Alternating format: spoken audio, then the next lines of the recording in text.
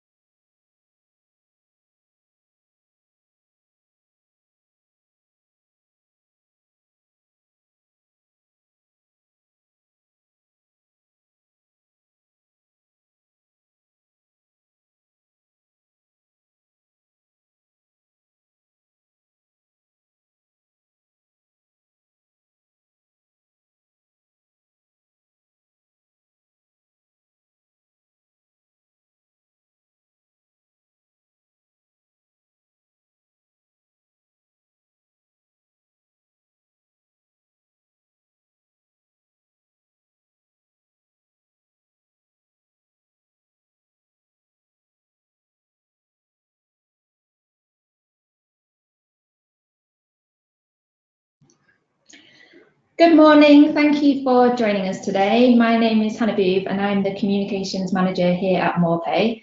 It's my pleasure to introduce the topic to you for this session, which is calculating holiday entitlement made easy. Before I introduce our host for today, I have a couple of housekeeping points to run through. We have nearly 500 registered attendees for this session, so to keep things manageable, the mics are muted. But that doesn't mean you can't contact us throughout the webinar. You'll see there's a chat box and questions box within the viewing panel of GoToWebinar. You can use the chat box to let us know if you're facing any difficulties viewing the webinar. In preparation for the Q&A session, please post your questions in the question box throughout the webinar and Linda will answer as many of them as possible at the end of her presentation. We're keen for you to get as much value out of this webinar as possible, so please don't hesitate to post your questions. In terms of the structure of the webinar, I'll begin by providing an overview of Moorepay for those of you who aren't familiar with the organisation. Then I'll introduce our host for today, Linda Arrowsmith, and after the main body of the session, we'll come to the Q&A period.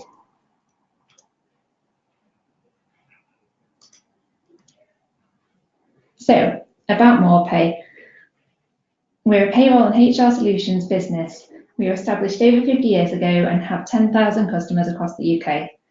In terms of our HR service, we offer a wide range of solutions, including a HR service platform, employment law, advocacy, consultancy services, insurance, people analytics, and health and safety. Essentially, we're the market leader in HR and payroll services to small businesses. If you want to find out more about us, go to moorepay.co.uk, where there's lots of information on our services and solutions. Moving on to our presenter for today, I'm going to tell you a little bit about today's host, Linda Arrowsmith, who's an employment law consultant at Moorepay. Linda is an expert in employment law and human resources and has worked in HR for over 13 years. As part of a team of HR specialists, Linda helps deal with general HR and employment law advice. I'll now hand over to Linda, who will take you through today's topic, calculating holiday entitlement. Okay, so here's the subjects that we're going to cover during today's webinar. So we're going to go over the statutory minimum holidays, the right to bank holidays, sickness during annual leave, what happens if a worker's contract has been ended or has been terminated, actions for you as employers, and then we're going to discuss part-time staff and bank holidays, because it's always a big question point on the advice line. Okay. Just moving on to the next slide, sorry about this. Technology is great when it works. Okay, so statutory minimum holidays are covered by the working time regs, and what they say is all employees and workers are entitled to 5.6 working weeks holiday. There is an upper cap on that of 28 days, but that's 5.6 of an employee's normal working weeks.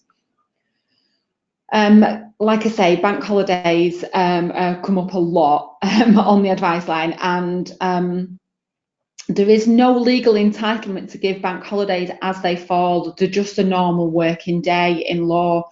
So people get confused with this 8 days bank holiday and 20 weeks annual leave. The entitlement is full-time equivalent, 5-day week worker, 28 days. That includes bank holidays. An employer must provide the minimum bank holiday entitlement irrespective of how many bank holidays are provided for in the contract, but the bank holidays may form part of the employee's overall entitlement. There's no entitlement in law for you to allow them to carry over the leave, but you can allow them to carry over any leave that you give as an employer above and beyond the 28 days. So we would always encourage you to allow your staff to manage their holidays and take them in the current holiday year. If you are a generous employer and you give more than the 28 days, then you can allow some carryover. But again, I would always encourage staff to take leave in the year it's accrued. So a bit more on bank holidays. So like I said, there's no statutory right to take bank holidays as they fall. The normal working days in law, and there's no right to be paid a premium rate for working a bank holiday. The contract should mention when holidays are to be taken, so the arrangement should be in the contract if you want your staff to take bank holidays. Alternatively, if you don't want them to take bank holidays, that again should be explained. So what you should detail is which bank holidays you are going to recognise, if any. So detail it out. So if you're always closed, New Year's Day and Christmas Day, ensure that's in your contract. Whether they're included in your holiday allowance or whether they are extra. So maybe you give your bank holidays extra to the normal holiday allowance. And then if somebody does work a bank holiday and you're normally closed on that day, make it clear how you pay that, whether you pay it and give them a day in lieu later on. It depends what you want to do as an employer. As long as they get to take the time off at a later date and you want to pay them a premium for working that, that's fine. Now, it's important to note that Scotland and Ireland have different bank holidays to the rest of the UK. So in this presentation, we're primarily focusing on UK bank holidays, but if you are in Scotland or in Ireland, you should note your own bank holidays and include them in your contracts. Annual leave while sick, again, this is something that we regularly cover, lots of questions, and there's not always a one size fits all, it depends on circumstances, but employees do still accrue annual leave at the 5.6 working weeks rate provided under the working time regulations during sick leave. Your contract may say that you've got a high rate, therefore you should apply whatever's in your contract if that's greater than statutory. So if in your contract you give 35 days annual leave, including bank holidays in a year, somebody's off sick, they will accrue it at the contracted rate, not at the statutory minimum. Workers can choose to take annual leave at the same time as being absent during sickness. However, it's not always advisable. Again, this is something that we do on a case-by-case basis because say you had an employee that is just regularly ill on a Friday and you give them that Friday off every time as a holiday, then that initially masks the problem. And also they're not really getting the time off for rest and relaxation if they're genuinely ill at that point. So look at it on a case-by-case basis. Maybe if it's a one-off and it's a good employee and they want to take, they've unfortunately been ill and you're happy to give them a day's annual leave, then that's fine, as long as it doesn't become a repeated thing and then a bit of a problem, like I say. So if an employee falls sick during annual leave, and if they report it as normal, as per your handbook, and generally as they get a fit note from the GP, because you are entitled to ask for evidence of sickness if you're going to give them the holidays back, they would get that holiday to take at a later time when they're not poorly. Basically, we don't really encourage people to take holidays for sickness. Like I say, there is the odd occasion where it's acceptable, but as a rule, they would normally get them days back and they would revert to whatever arrangements you've got for sick rather than holiday, and they get the holiday to take at a later time.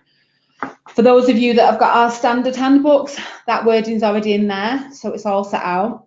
If you haven't got it documented, then it may be a good idea to introduce documentation to say what you do during each situation so that everyone is clear, and it saves grievances and complaints later down the line.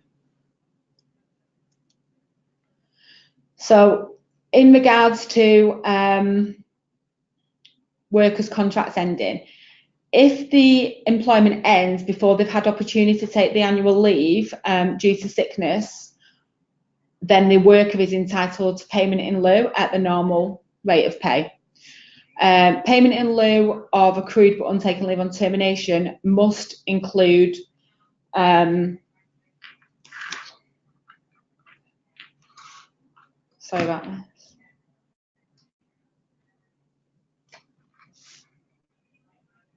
this. So it must also include payment for untaken leave which has been carried over, Again, there is case law to follow, and it's not a one size fits all. So if you've had somebody that's been on long-term sick for maybe 6 years, there isn't always that entitlement for all of it to be taken at the point of termination. However, there is a rule that based on a case that says that when they've been off sick a certain amount of time during certain holiday years, which is quite a complex calculation, that they can be paid a certain amount of holidays.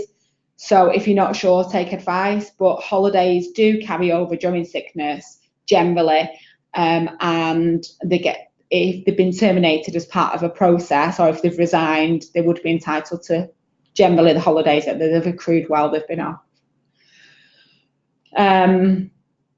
So in regards to payment of that, so if your employee's been off sick for quite a long time and their annual salary would have increased over that time, the holidays would be paid at the rate that they are actually should be being paid at the moment of dismissal, rather than when they accrued the holidays in the previous holiday years. It's just important to note that you need to pay them the right amount of money. So talking about the time limits, time limits of 18 months would apply to the above. So all holidays not taken within 18 months at the end of the holiday year could be lost. Like I said, it says could because it's not necessarily 18 months from the date of the termination. It depends when your holiday runs to and from and when they went off sick. So always take advice before applying any kind of limit to holidays paid.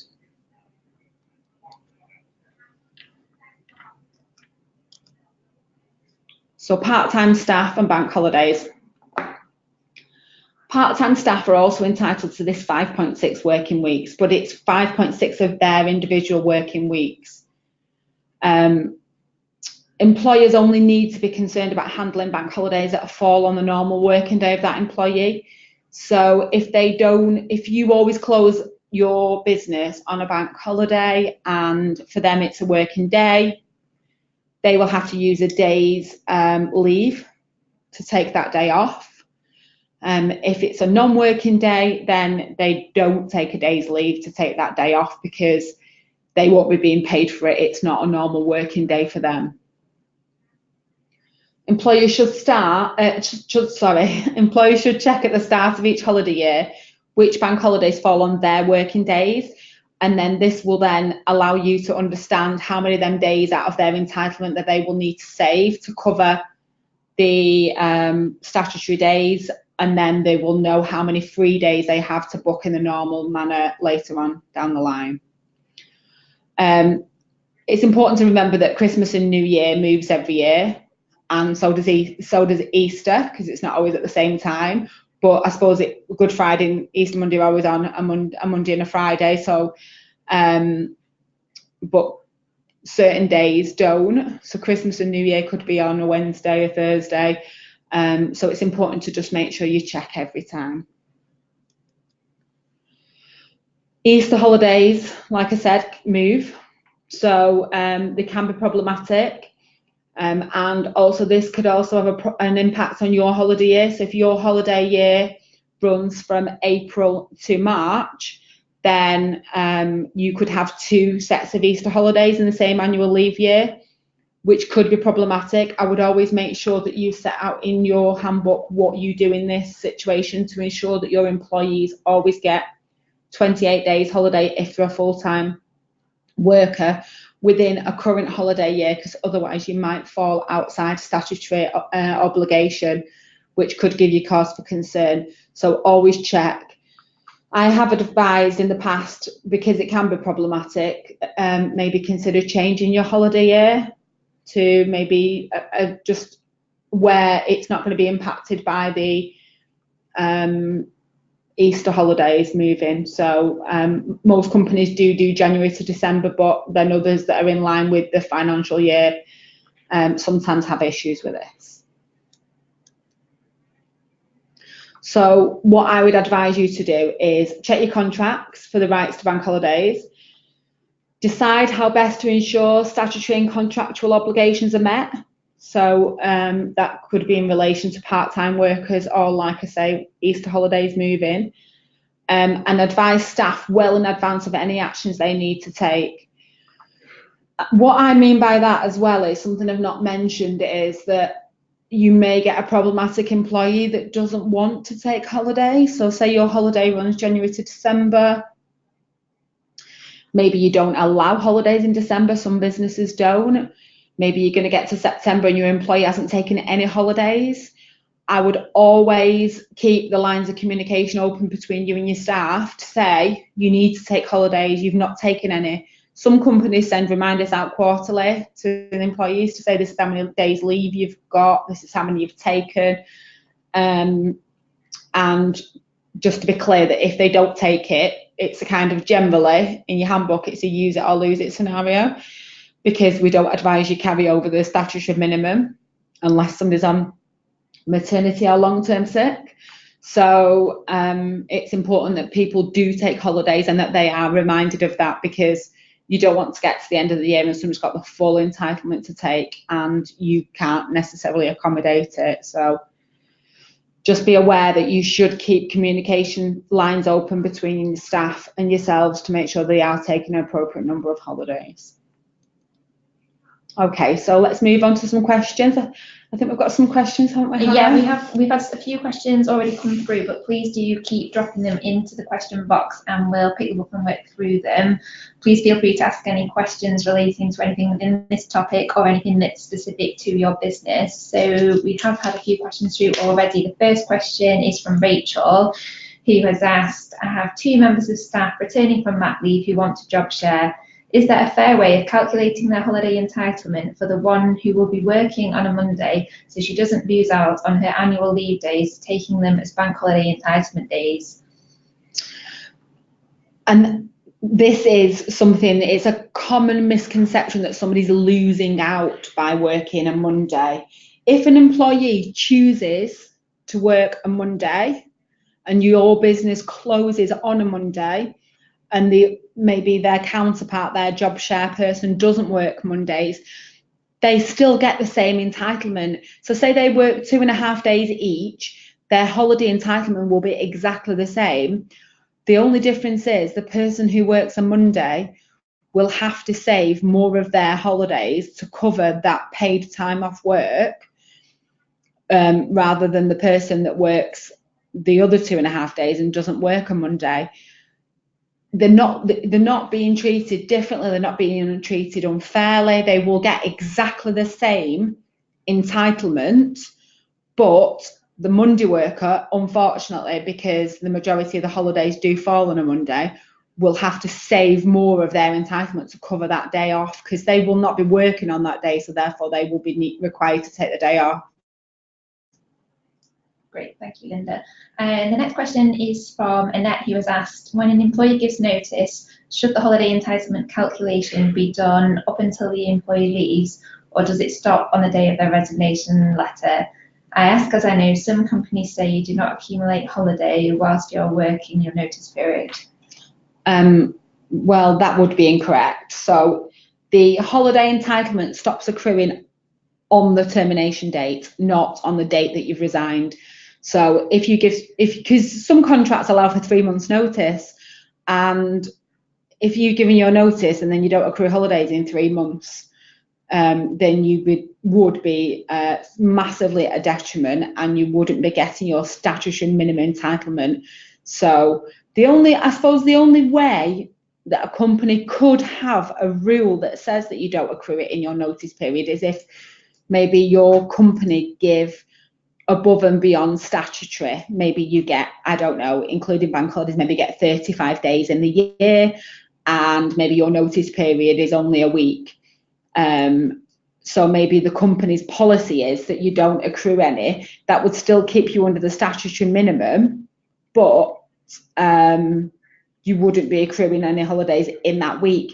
But normally, as a rule, you would accrue holidays during your notice period.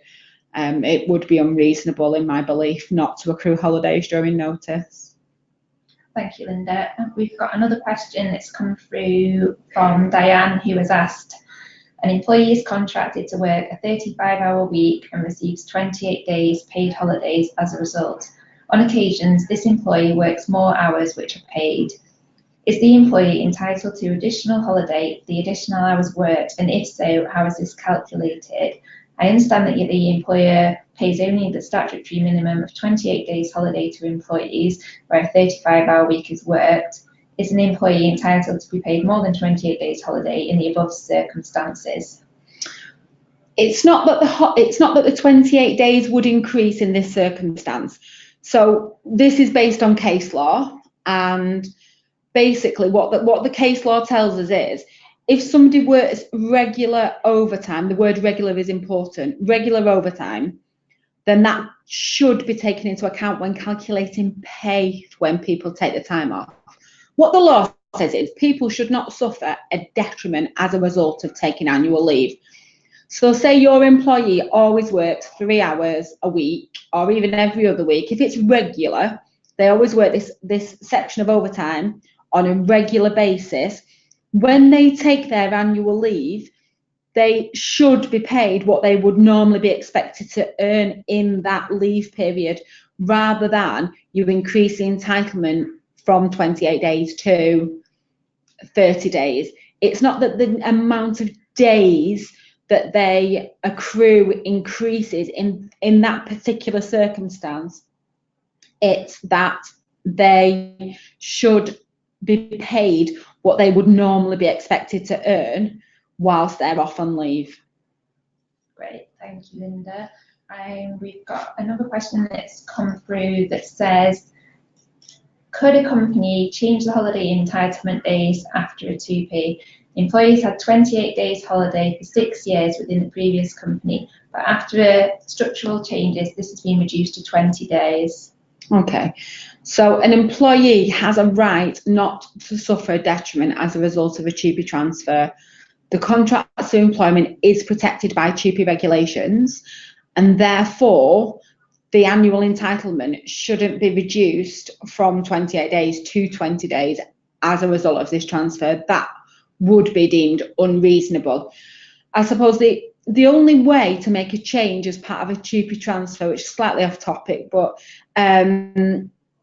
is if you had an ETO reason, so economical, technological or organisational, and it was consulted with the employees prior to the transfer, that they would have been informed in writing that this is a measure, it's called a measure. So they would have been told this is a measure that you intended to take as part of the transfer, and then you would consult once the transfer has taken place and issue notice of the changes. Reducing a holiday entitlement from 28 days to 20 as well would take them under the statutory minimum, unless I suppose they're entitled to 28 days plus the 8 bank holidays. I'm not quite sure what this the question has come from and whether you give bank holidays as well as the 20 days, but the answer is it's not what we would advise, no. Thank you, Linda. We've had a few questions as well that are quite similar in relation to people's hours varying throughout the week, month or year. So for example, Carol has asked, she's got 2 staff on regular inconsistent hours of between 45 and 90 hours per month. How does she calculate their holiday entitlement, including bank holidays at the start of each holiday year in that kind of situation? If it's somebody that works irregular hours, what I would advise is that you would calculate the holidays based on the hours worked as they accrue it. So off the top of my head, I think the calculation is 12.07% of the actual hours worked will be accrued in annual leave. So as they work the hours, I don't know if you work them out weekly or monthly, but as they work the hours, so once you get to week 4 of the year, you would calculate, maybe if you do it weekly, you would calculate it at the end of the week to say you've worked so many hours, your holiday is 12.07% of the hours you've worked, therefore you would put that in the bank for them, and then you would keep adding that entitlement up over the year, and then when they take leave, then you would pay them out of the bank of hours that you accrue. I hope that makes sense. Great, thank you, Linda. I'll just have a look. We've had a few more come through. There's a lot about bank holidays, but I think we have covered quite a bit of that off. There's one from Rihanna saying, do part-time staff always have to use annual leave to take time off on a bank holiday, or can you just grant them the time off?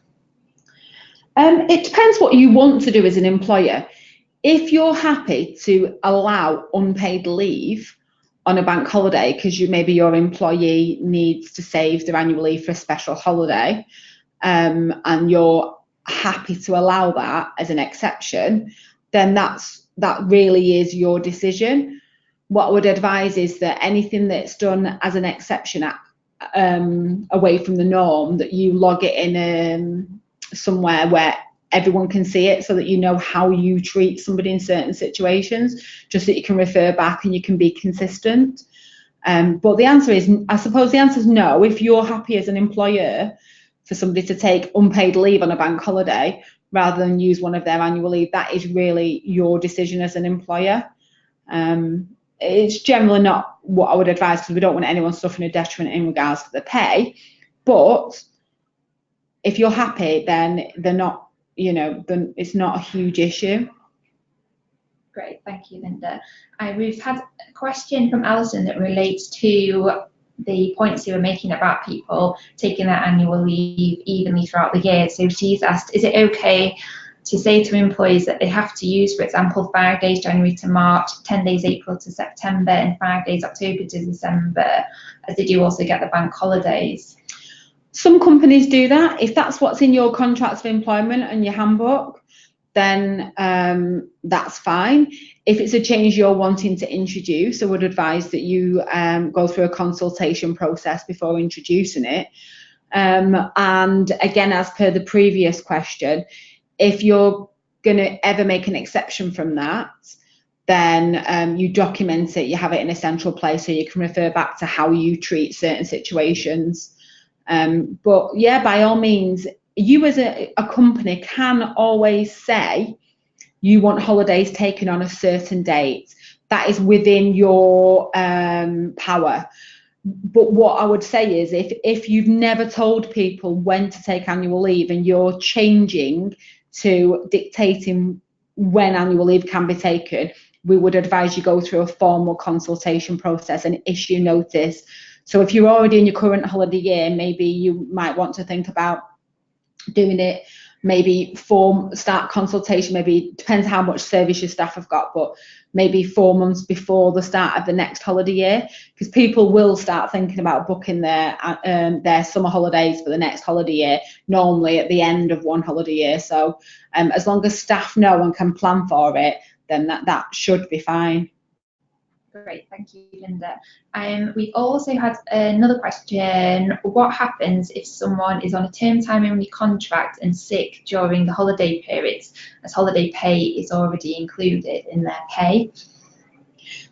Well, that's a bit of a different situation, because they'd have to be, I suppose, on long-term sick, because if they're, say, on a 38-week contract and they're sick for a week, then they're still not sick for 13 weeks of the year. So, and the holiday period is 5.6 weeks. So there's still enough time for them to have been well during their non-working weeks. So it would depend on how sick they were and for how long. You'd have to take advice. It'd be a case-by-case basis. But if somebody was sick for a week and they only worked a 38-week contract, or even a 40-week contract, then, as long as they've had 5.6 of what would be their working week, because bear in mind, 5.6 weeks of their working week would be less than 5.6 working weeks of a 52-week worker as well. So their entitlement is reduced as well. So it'd be unusual for somebody that's on a term time only contract to get hours back, unless, like I say, they're on long-term sick, maybe the whole year or something. Like I say, take advice if you're not sure. Thank you. We've also had a few questions come through just about Christmas and potential Christmas closures. So Janine asked, if you offer a discretionary holiday, e.g. close on Christmas Eve, and a part-time worker doesn't usually work on that day, do you then have to give them a day in lieu to make it fair? I wouldn't say so, because it's not that so you're giving the whole day rather than, let me think about this logically, you're giving the whole day rather than, it would maybe fall on, it would just be unfortunate if it wasn't their working day, because maybe on a different year it would be their working day. So if it's not a working day and they're not there and therefore they don't get it, I think there's arguments for and against it. I would say because it moves every year, Christmas Eve's not always on the same day, that on another year it could fall on the working day.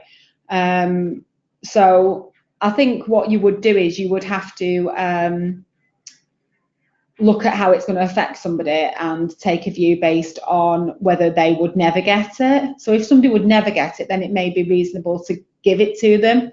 However, if it was just unfortunate that actually didn't fall on their working day, then I think I would just, in the first instance, just not give it and see if it's challenged and take a view at a later date. Okay, thank you. And then there's another one in relation to Christmas and New Year, and it's saying, if the business decides to close on Christmas Eve at quite short notice and staff don't actually have enough holiday, is the company able to deduct pay from their salary?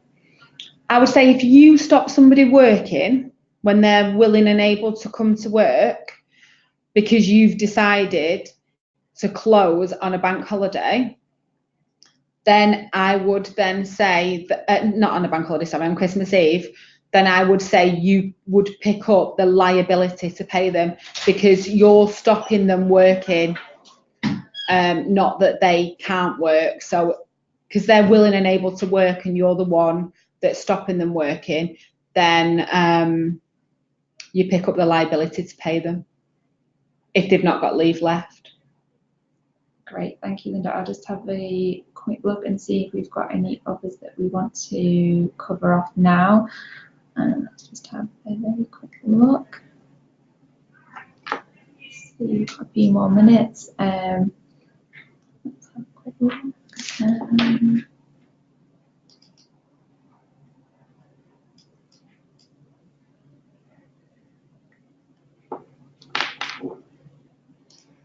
So there's one that's coming from Caroline. If a part-time employee works 6 hours a day, Monday to Thursday, but only 4 hours on a Friday, how would you deal with this?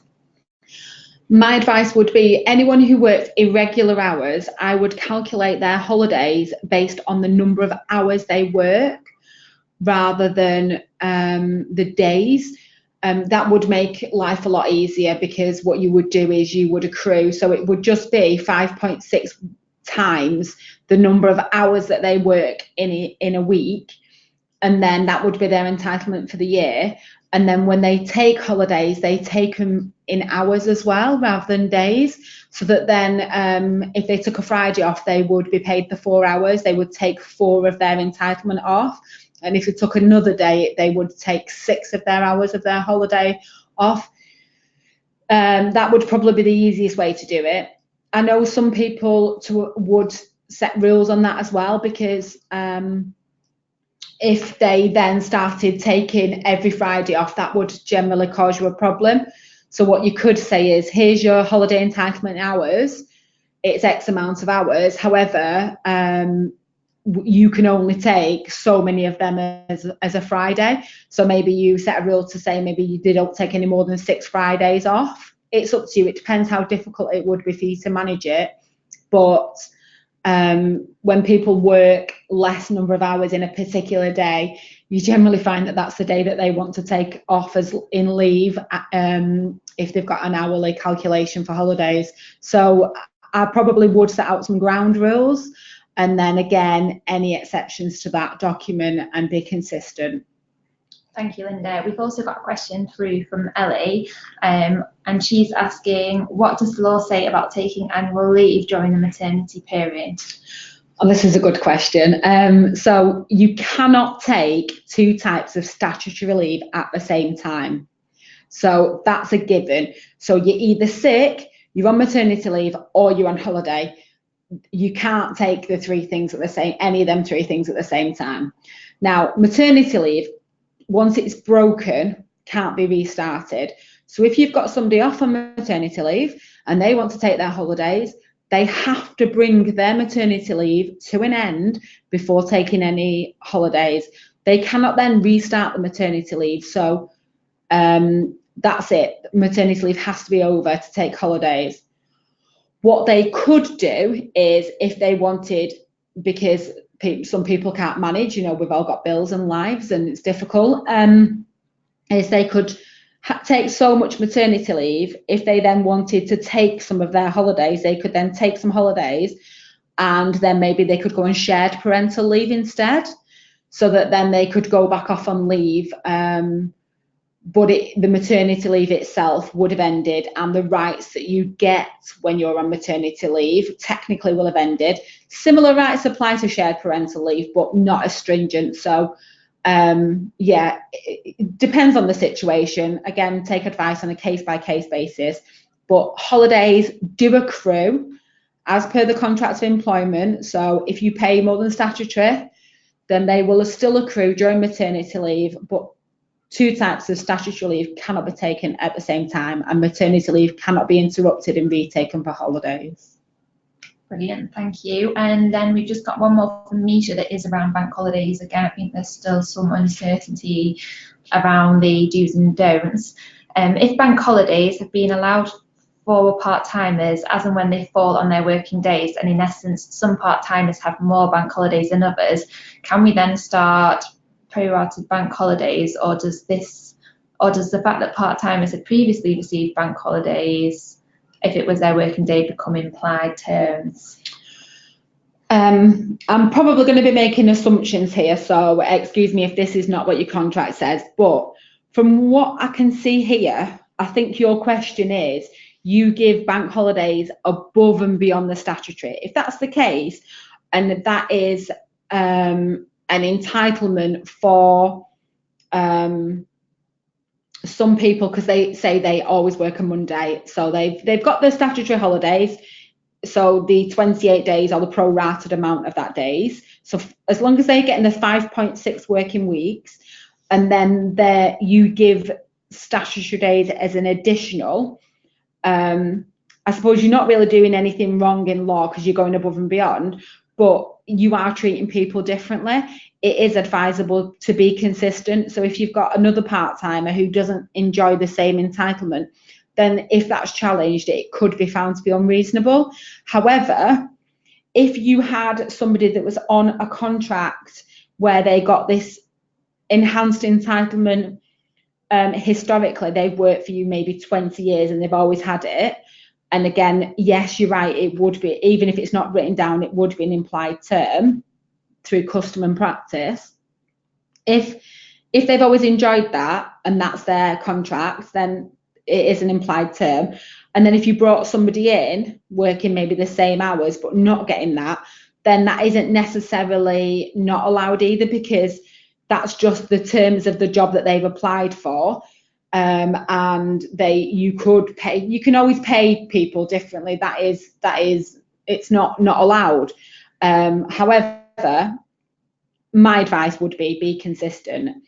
If you wanted to reduce that implied term, you would have to have a good business rationale for it. You would have to consult in line with the contract or with statutory minimums if your contract doesn't allow for statutory minimums.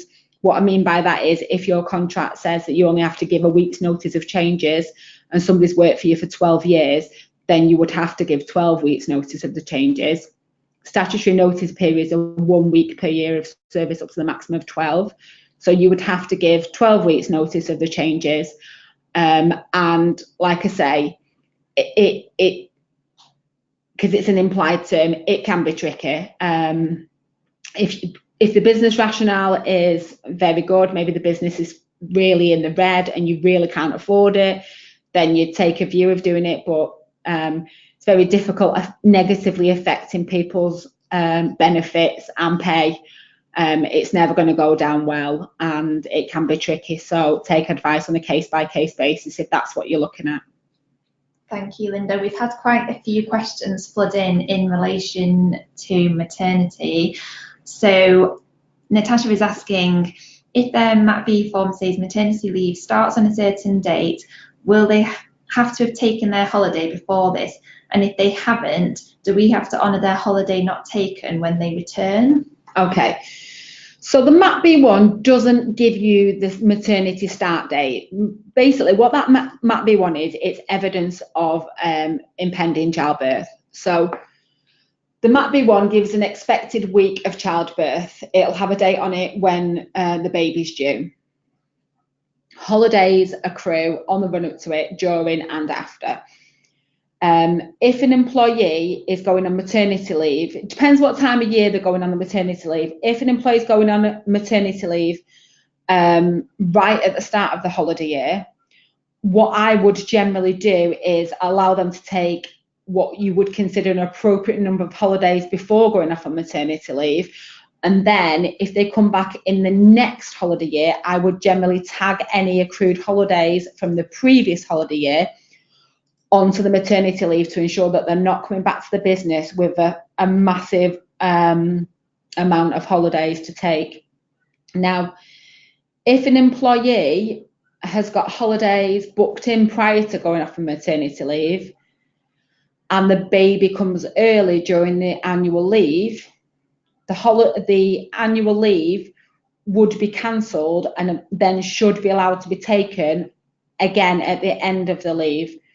So maternity leave must start the day after the baby's birth.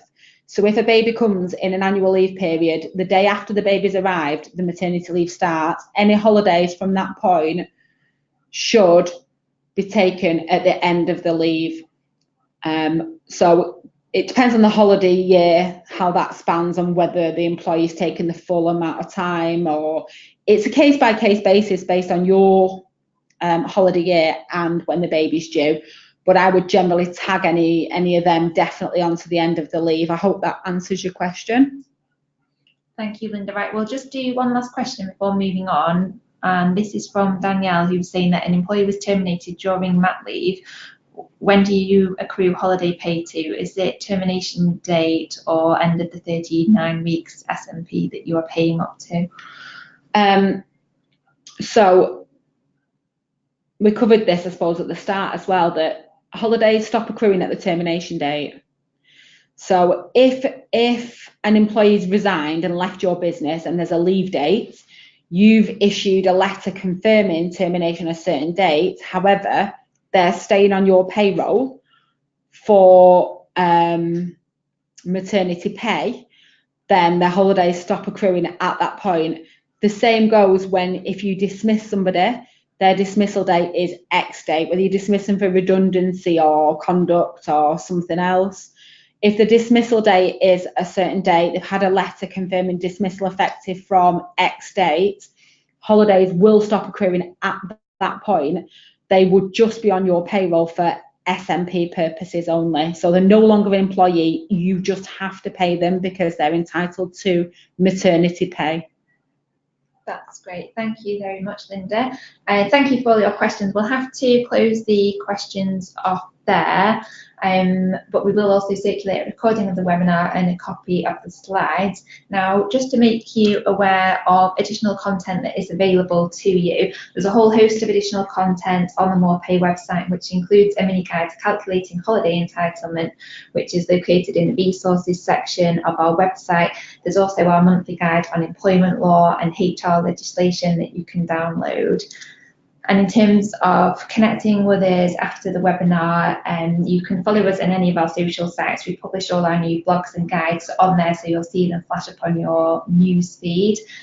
I hope you found the webinar helpful. Thank you for joining us, and thank you to Linda for hosting the webinar today and for answering your questions. We'll close the webinar now. Hope you have a lovely day, and we'll follow up with the slides and recording as soon as they're available. Thank you very much. Thanks, guys.